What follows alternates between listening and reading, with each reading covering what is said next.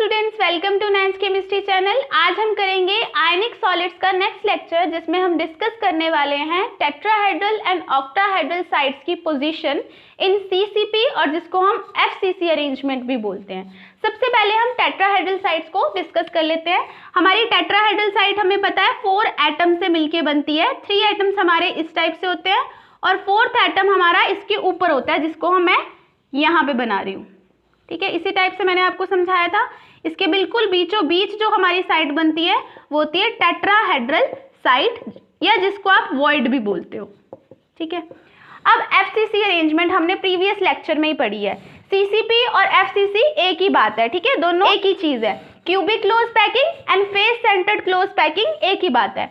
अब FCC unit cell हमने previous lecture में पढ़ा था। उसमें क्या होता था, सभी कॉर्नर में एटम्स होते थे और सभी फेसेस पे एटम्स होंगे।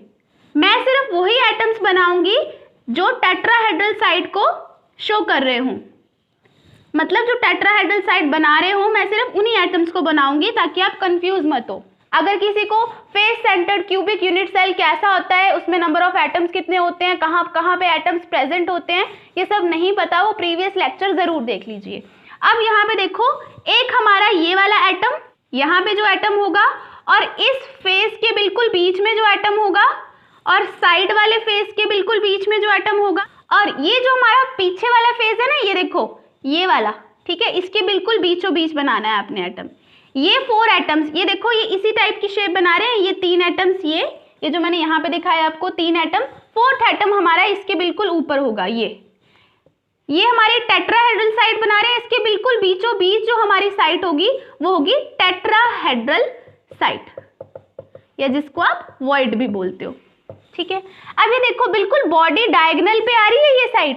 अब इसी बॉडी डायगोनल पे यहाँ पे भी देखो, यहाँ पे एक एटम, और इस फेस पे ये देखो, ये वाला फेस का बिल्कुल बीच में एटम होता है। ये सब आपको पता होना चाहिए। Face centred cubic unit cell में हमारे कॉर्नर पे एटम्स होते हैं और सभी फेसेस पे एटम्स होते हैं। ठीक है, ये सब आपको पता होना चाहिए, इसलिए प्रीवियस लेक्चर जरूर देख लीजिए।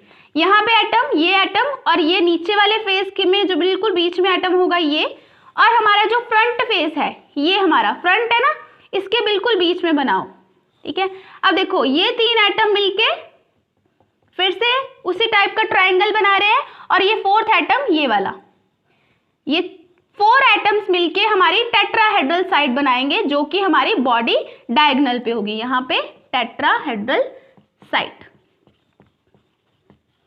अब एक बॉडी डायगोनल पे, यहाँ पे एक बॉडी डायगोनल पे कितनी टेट्राहेड्रल साइड्स होगी? 2 टेट्राहेड्रल साइड। तो बॉडी डायगोनल पे, डायगोनल हैव 2 टेट्राहेड्रल वॉइड्स। ठीक है, अब हमारे क्यूब में कितने बॉडी डायगोनल होते हैं? 4। तो 4 × 2, 4 हमारे बॉडी डायगोनल होते हैं, और हर एक बॉडी डायगोनल पे 2 हमारी टेट्राहेड्रल साइड्स होती हैं। तो कितनी टेट्राहेड्रल साइड आ जाएंगी?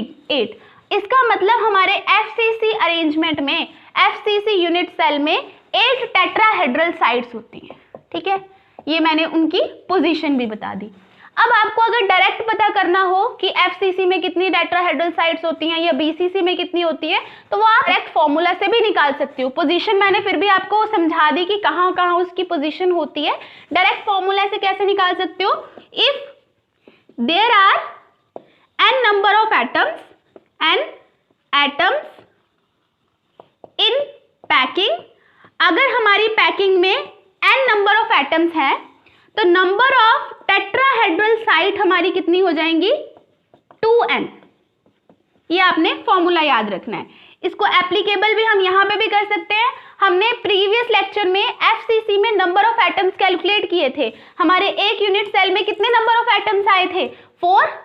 4 नंबर ऑफ एटम्स आए थे ना। अगर किसी ने प्रीवियस लेक्चर नहीं देखा है तो प्लीज उसको देख लीजिए, और उसको याद रखिए कि हमारे बीसीसी में कितने नंबर ऑफ एटम्स थे, हमारे एफसीसी में कितने थे, और हमारे सिंपल में कितने थे।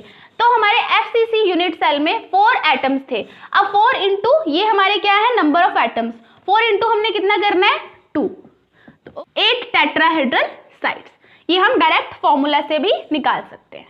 तो समझ में आ गया आपको टेट्राहेड्रल साइड्स कैसे देखनी है? ऑक्टाहेड्रल साइड्स इन सीसीपी और एफसीसी पैकिंग। अब हमारी ऑक्टाहेड्रल साइड कैसे बनती थी? ये हमारे 3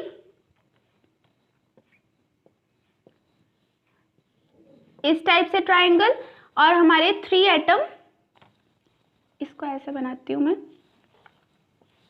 3 एटम्स हमारे इस टाइप से होते थे। इसी तरह से ऑपोजिट ट्राइंगल हमने बनाने होते थे।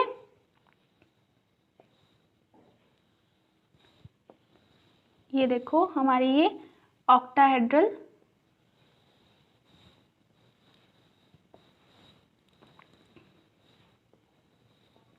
यहाँ पे बिल्कुल बीचों बीच जो हमारी साइड बनेगी उसको हम ऑक्टाहेड्रल साइड या वॉइड बोलते हैं।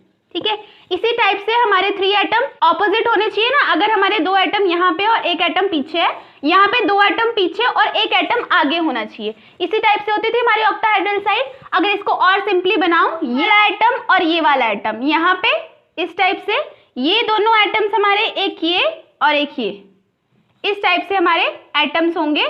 यहाँ पे ये जो ऊपर वाला एटम है ये इसके ऊपर, और ये जो हमारा पीछे को एटम है ये मैं यहाँ बना रही हूँ। तो ये इस टाइप की शेप बन जाती है हमारी ऑक्टाहेड्रल।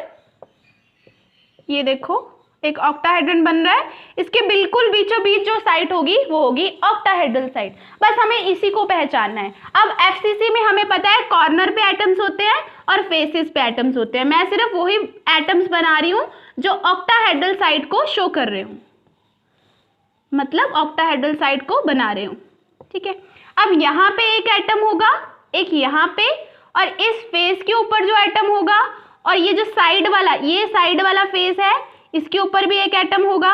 अब हमारा यूनिट सेल, एक इसके ऊपर भी तो यूनिट सेल पड़ा होगा, एक यूनिट सेल थोड़ी होता है क्रिस्टल लैटिस में, ऊपर भी यूनिट सेल होगा, वो भी यहाँ पे पार्टिसिपेट करेगा। यहाँ पे ये जो फेस है, ऐसे ही फेस ऊपर वाले यूनिट सेल का भी होगा, उसका भी मिड पॉइंट ले लो।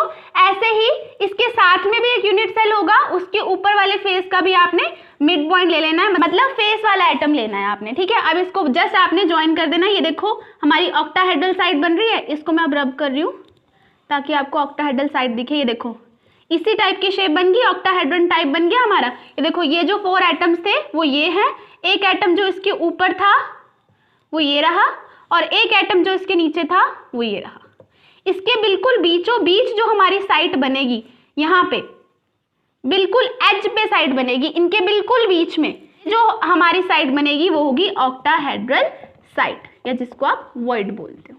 ठीक है, एक ये एज पे आ गई, ऐसे बिल्कुल हमारे सेंटर पे भी होगी। अब ये वाला क्या है, हमारा फ्रंट फेस। ठीक है, इसके बिल्कुल सेंटर पे एटम बनाओ। ऐसे ही ये हमारा बैक है, बैक फेस है इस क्यूब का। पीछे वाले पार्ट को देखो, यहाँ पे बैक फेस को देखो, इसके बिल्कुल सेंटर पे बनाओ एटम। ठीक है, ये हो गया हमारा।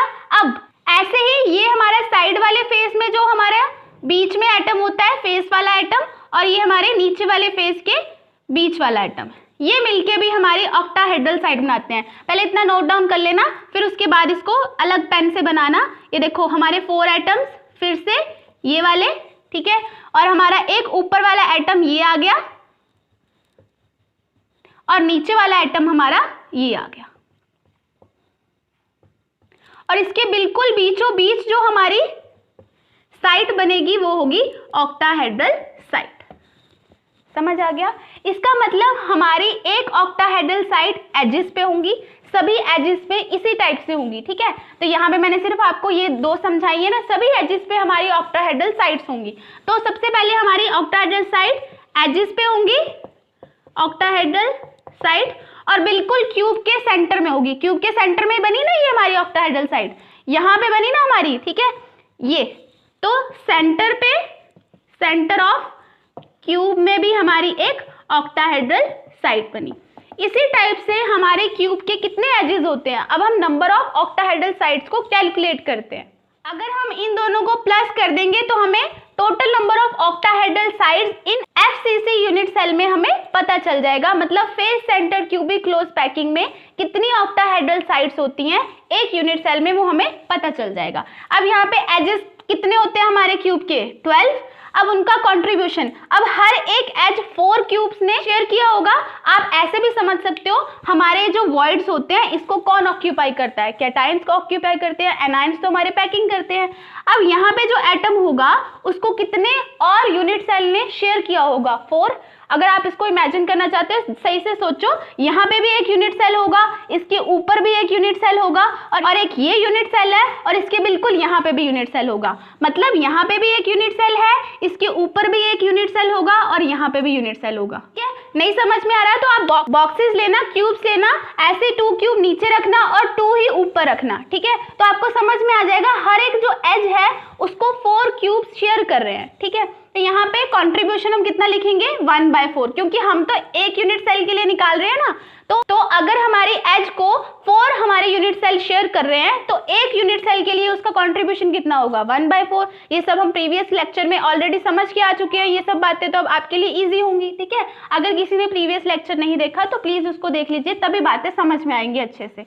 अब प्लस हमारे सेंटर ऑफ क्यूब में कितनी ऑक्टाहेड्रल साइड है 1, तो यहाँ पे 1 और उसका कंट्रीब्यूशन भी हमारा 1 ही है। तो यहाँ पे टोटल ऑक्टाहेड्रल साइड्स कितनी आ जाएंगी 4 octahedral sides present in FCC या सीसीपी पैकिंग। समझ गए। अगर इसको डायरेक्ट फॉर्मूला से निकालना हो तो फिर से हम ऐसे निकालेंगे, if there are n number of atoms in packing,